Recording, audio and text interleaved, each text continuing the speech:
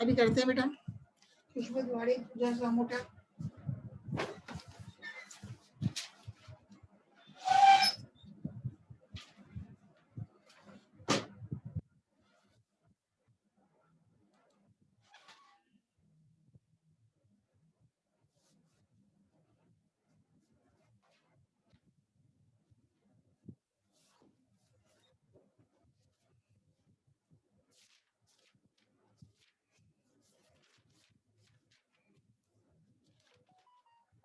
अब एक slide share कर रही हूँ मैं, स्लाइड शेयर कर रही हूँ मैं आपके साथ।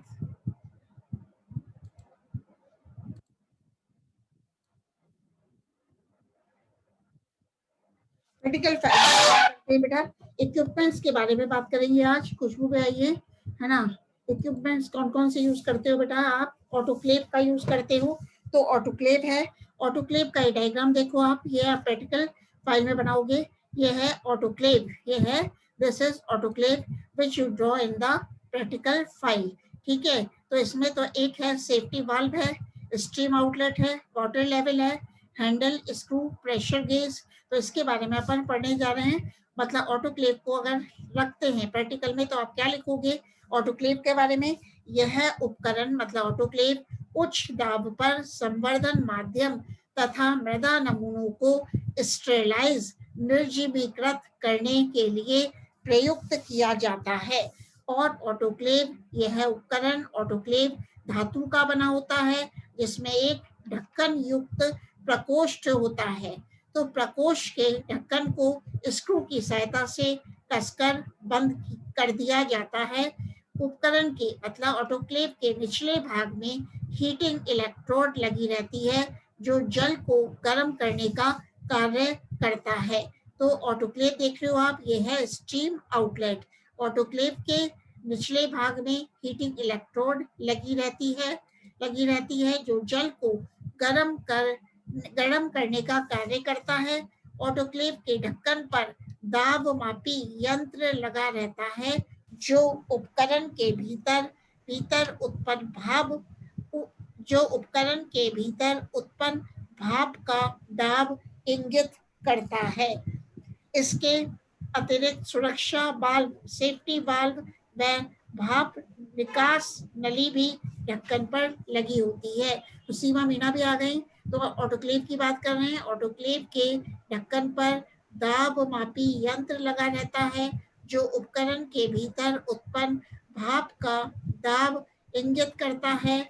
एवं इसके अतिरिक्त सुरक्षा वाल्व, सेफ्टी वाल्व व भाप निकास नली भी ढक्कन पर लगी होती है। ऑटोक्लेव चालू करने से पूर्व इसमें पानी डाला जाता है ताकि हीटिंग इलेक्ट्रोड डूब जाए। इसके पश्चात निर्जीवित किया जाने वाला संवर्धन माध्यम प्लग लगे फलांशकों मतलब फ्लास्क, वेसल्स अथवा संवर्धन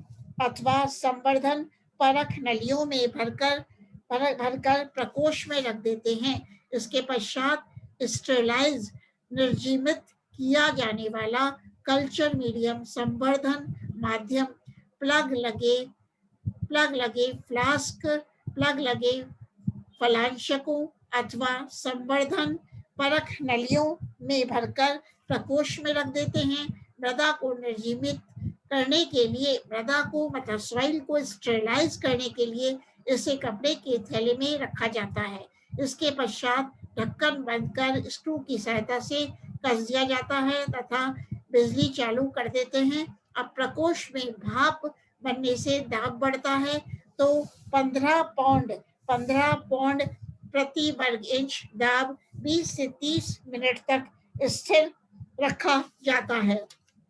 इसके पश्चात बिजली बंद कर देते हैं तथा इसके ठंडा होने पर ढक्कन खोल दिया जाता है। तो ये देख रहे हो आप बेटा, प्रेशर गेज है। क्या है? अपन प्रेशर लगा रहे हैं, दाब लगा रहे हैं। सेफ्टी वाल्व भी होता है, जो मैंने क्या बताया था। इसके अतिरिक्त क्या बताया था? ऑटोक्लेव चालू करने से पूर्व इसमें पानी डाला जाता है ताकि हीटिंग इलेक्ट्रोड डूब जाए।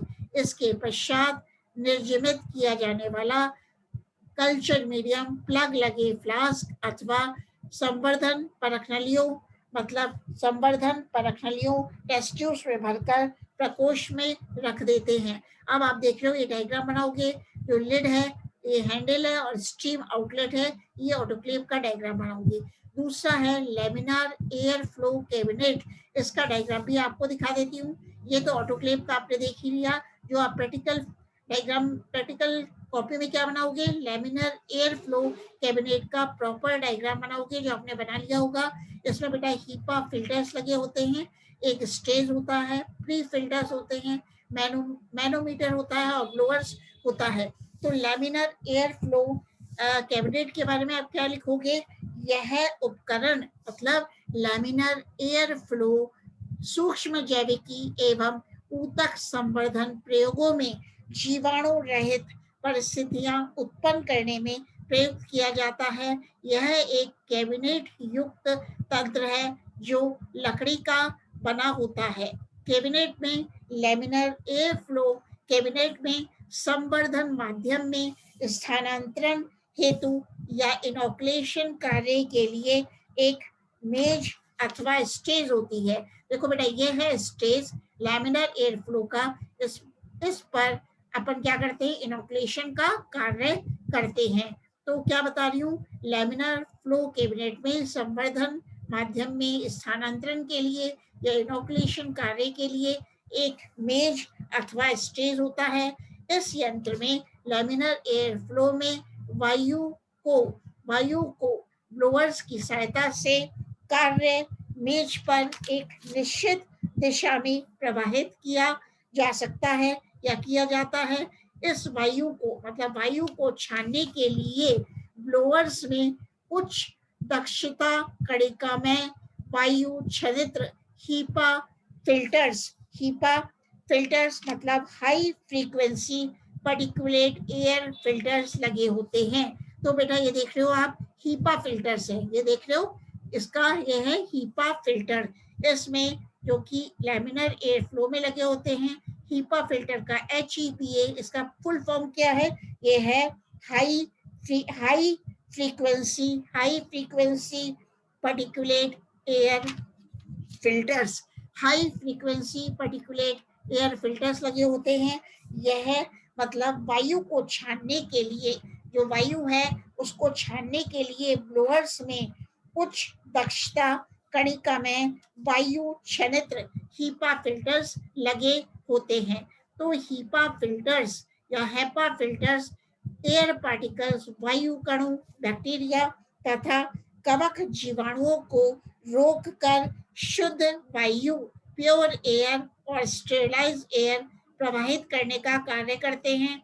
और लेमिनर एयर फ्लो कैबिनेट में एक UV lamp ultra violet lamp लगा होता है, जो कैबिनेट को स्टेरिलाइज निर्जमित करने का कार्य करता है। तो इसके लेमिनर एयर फ्लो कैबिनेट के हुड पर एक मैनोमीटर, ये देख रहे हो आप, मैनोमीटर लगा होता है, जो कैबिनेट में दाब के मान को, जो कैबिनेट में दाब के मान को इंगित करता है। अब बात करते हैं अवन, ये भी अपन लेबोरेटरी में यूज करते हैं अवन। तो अवन क्या, डायग्राम भी आप ये बना दोगे, ये वाला अवन, इसको भी प्रैक्टिकल में रख देते हैं, इसका पिक्चर भी रख देते हैं। तो अवन किस लिए काम आता है, यह उपकरण मतलब अवन कांच की वस्तुएं जैसे परख नलियां, test tubes, beaker, pipette, petri plate आदि को स्टेरिलाइज निर्जमित करने के लिए काम में आता है या प्रयोग किया जाता है। अवन एक धातु का प्रकोष्ठ होता है जो एल्यूमिनियम या स्टील का बना होता है। तो इसकी दीवारें, अवन की दीवारें इंसुलेटेड होती हैं, ऊष्मा रोधी होती हैं, जिससे इसके अंदर का ताप स्थिर रहता है और यह अवन बिजली द्वारा संचालित होता है। इस उपकरण मतलब अवन के शीर्ष पर मेरा थर्मामीटर लगा रहता है, जो प्रकोष्ठ के अंदर उत्पन्न तापमान को प्रदर्शित करता है, परंतु इसमें तापमान नियंत्रित करने की व्यवस्था नहीं होती है। अवन मतलब अवन शुष्क ऊष्मा द्वारा निर्जीवीकरण के सिद्धांत पर आधारित है। अवन शुष्क ऊष्मा द्वारा निर्जीवीकरण के सिद्धांत पर आधारित है। कांच के उपकरणों के कांच के एपरेटस या कांच के उपकरणों को 150 डिग्री सेंटीग्रेड तापमान पर इसमें 1 घंटे के लिए रखते हैं। निर्जीवीकृत किए जाने वाले पात्रों को वेसल्स को ओवन में रख देते हैं तथा इसका दरवाजा बंद कर बिजली चालू कर देते हैं। मतलब जिन वेसल्स को बेटा स्टेरिलाइज किया जाना है, चाहे वो पेटी प्लेट्स हैं, चाहे वो कॉनिकल फ्लास्क हैं, चाहे वो टेस्ट ट्यूब्स हैं, जिन भी पात्रों को वेसल्स को स्टेरिलाइज किया जाना है, निर्जीवीकृत करना है, उनको ओवन में रख देते हैं। फिर ओवन का दरवाजा डोर बंद कर देते हैं और बिजली चालू कर देते हैं। तो ओवन में वांछित तापमान उत्पन्न होने पर बिजली बंद कर देते हैं तथा ठंडा होने पर निकाला जाता है। मतलब वेसल्स को पात्रों को ठंडा होने पर निकाल लिया जाता है। तो अब अपन बात करते हैं इनक्यूबेटर की, जो भी प्रयोगशाला में यूज होता है। तो इनक्यूबेटर के बारे में आप क्या लिखोगे? एक तो पहले सबसे पहले ये इनक्यूबेटर का डायग्राम बनाओगे। इस पे एक थर्मामीटर लगा हुआ है, टेम्परेचर नापने के लिए चैम्बर्स दिखाए गए हैं। ठीक है, ये चैम्बर्स दिखाए गए हैं। तो इनक्यूबेटर में और एक है कंट्रोलिंग यूनिट। तो इनक्यूबेटर के बारे में आप क्या लिखोगे? इनक्यूबेटर यह उपकरण विशिष्ट तापमान की आवश्यकता वाले संवर्धनों में प्रयोग किया जाता है और ओवन के समान ही ओवन के समान ही ओवन के समान ही इनक्यूबेटर भी विशिष्ट धातु एल्यूमिनियम या स्टील का बना प्रकोष्ठ होता है। इसकी दीवारें मतलब इनक्यूबेटर की दीवारें भी इंसुलेटेड होती हैं, ऊष्मारोधी होती हैं। इनक्यूबेटर में तापमान नियंत्रित करने की युक्ति होती है, जिससे प्रकोष्ठ के भीतर तापमान वांछित स्तर पर नियंत्रित किया जाता है।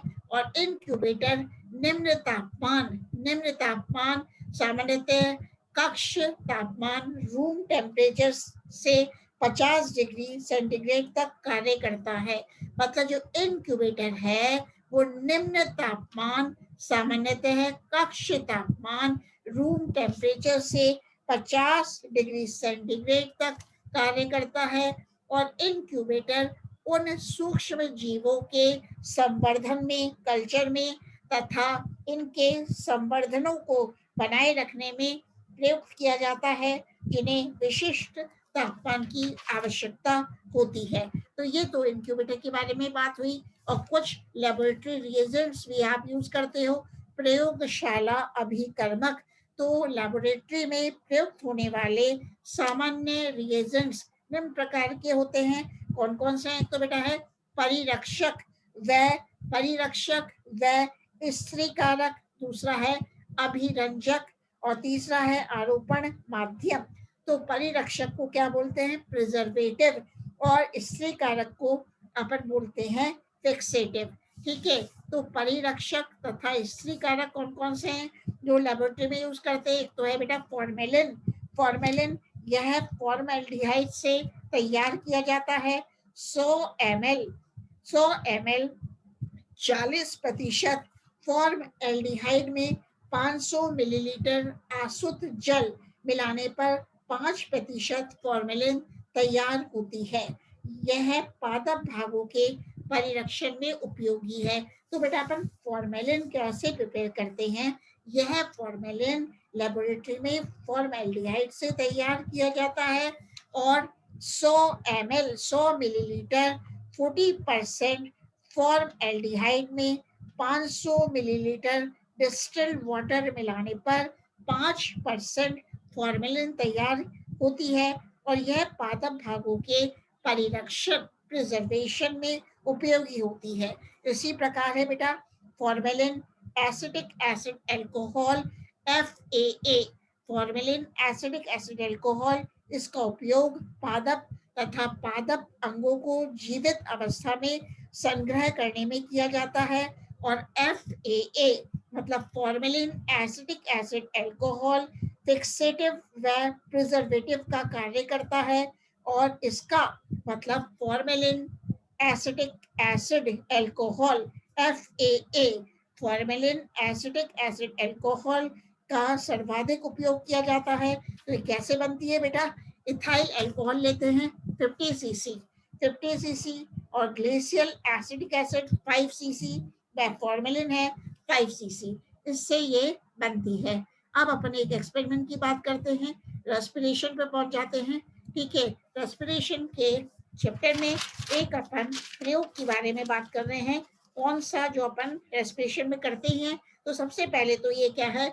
श्वसन। रेस्पिरेशन एक ऑक्सीडेशन अपचयन प्रक्रिया है जिसमें जिसमें रेस्पिरेटरी सबस्ट्रेट, श्वसन आधार, कार्बोहाइड्रेट, प्रोटीन, वसा आदि होते हैं।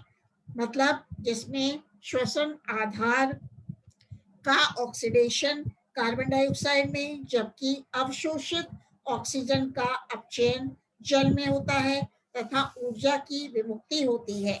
तो रेस्पिरेशन एक ऑक्सीडेशन अपचयन प्रक्रिया है जिसमें श्वसन आधार जैसे कार्बोहाइड्रेट, प्रोटीन, वसा आदि का ऑक्सीडेशन कार्बन डाइऑक्साइड में होता है, जबकि अवशोषित ऑक्सीजन का अपचयन जल में होता है तथा ऊर्जा की विमुक्ति होती है। इस प्रकार विमुक्त ऊर्जा को पादप या सजीव अपनी जैविक क्रियाओं में प्रयोग करते हैं। ठीक है, तो अब अपन मेन उस पर आ जाते हैं। क्या है अपना ऑब्जेक्टिव, जिसको अपन प्रैक्टिकल फाइल में लिखते हैं? टू डेमोन्स्ट्रेट एनारोबिक रेस्पिरेशन, मतलब अनोक्सी श्वसन का प्रदर्शन करना। टू डेमोन्स्ट्रेट एनारोबिक रेस्पिरेशन अपना ऑब्जेक्टिव है। तो इसके लिए क्या क्या आवश्यक सामग्री है, रिक्वायरमेंट्स हैं? तो एक है चने के अंकुरित बीज लेते हैं अपन, पेट्री प्लेट्स लेते हैं, पैराक्नली एस ट्यूब्स लेते हैं, पारा, potassium hydroxide crystals KOH crystal, strand, चिमटी इत्यादि। अब इसकी कार्यविधि क्या है? किसके लिए? To demonstrate anaerobic respiration. एक पेट्री प्लेट को पारे से इसके आधे स्तर तक भर देते हैं। एक पेट्री प्लेट को पारे से इसके आधे स्तर तक भर देते हैं और एक परखनली लें, एक टेस्ट ट्यूब लें तथा इसे पूर्ण रूप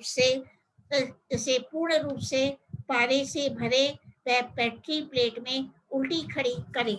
मतलब ये देखो, ये डायग्राम है जो आप प्रैक्टिकल फाइल में बनाते हो, डेमोन्स्ट्रेशन ऑफ एनारोबिक रेस्पिरेशन। ये तो है बीकर और ये है टेस्ट ट्यूब। टेस्ट ट्यूब में क्या दिखा है आपको? जर्मिनेटिंग सीड्स और इसमें पारा भरा हुआ है, मरकरी है, ये है टेस्ट ट्यूब। तो अपन किसकी बात कर रहे हैं कि एक पेट्री प्लेट को पारे से इसके आधे स्तर तक, मेथड है एक पेट्री प्लेट को पारे से इसके आधे स्तर तक भरे, एक परखनली लें तथा इसे पूर्ण रूप से पारे से भरे व पेट्री प्लेट में उल्टी खड़ी करें। अब चिमटी की सहायता से जल में भीगे कुछ अंकुरित बीजों को इस परख नली में टेस्ट ट्यूब में प्रवेश करवाते हैं और यह बीज, ये सीड्स नली के ऊपरी सिरे पर आ जाते हैं। अब इस उपकरण को इस स्थिति में स्टैंड पर लगाकर कुछ समय के लिए छोड़ देते हैं। तो अपन ऑब्जर्वेशंस प्रेडिक्शन क्या देखेंगे कि कुछ समय पश्चात परख नली में टेस्ट ट्यूब में पारे का स्तर, मरकरी का लेवल धीरे धीरे नीचे गिरने लगता है। तो परख नली में पोटेशियम हाइड्रोक्साइड का क्रिस्टल प्रवेश कराने पर पारे का स्तर, मरकरी का स्तर पुनः ऊपर उठने लगता है। तो ऑब्जर्वेशंस में क्या लिखेंगे? कुछ समय पश्चात टेस्ट ट्यूब में, परख नली में पारे का स्तर, मरकरी का स्तर धीरे धीरे नीचे गिरने लगता है, लेकिन परख नली में, टेस्ट ट्यूब में पोटेशियम हाइड्रोक्साइड का क्रिस्टल प्रवेश करने पर पारे का स्तर, मरकरी का स्तर फिर से ऊपर उठने लगता है। तो रिजल्ट्स एंड कंक्लूजन्स क्या हैं? परिणाम व निष्कर्ष। तो प्रयोग प्रारंभ में परख नली के ऊपरी भाग में वायु अनुपस्थित थी। मतलब जब अपन ने एक्सपेरिमेंट प्रारंभ भी किया था तो प्रयोग प्रारंभ में परख नली टेस्ट ट्यूब के ऊपरी भाग में वायु अनुपस्थित थी। अंकुरित बीज परख नली में वायु की अनुपस्थिति में श्वसन करते हैं। जो बेटा अंकुरित बीज है, अंकुरित सीड्स हैं, वो परख नली में वायु की अनुपस्थिति में श्वसन रेस्पिरेशन करते हैं और अनॉक्सी, जिसके परिणाम स्वरूप कार्बन डाइऑक्साइड का विमोचन होता है और परख नली के शीर्ष भाग में कार्बन डाइऑक्साइड के एकत्रित होने से पारे पर दबाव पड़ता है, जिससे इसका स्तर, जिससे मरकरी का स्तर गिर जाता है। तो ये अपन देखते हैं। फिर अपन लिखेंगे परख नली में, मतलब टेस्ट ट्यूब में अपन देखते हैं। ये वाली टेस्ट ट्यूब है, इसको स्मॉल कर देती हूँ। देखो ये है मरकरी और ये है जर्मिनेटिंग सीड्स, टेस्ट ट्यूब और बीकर।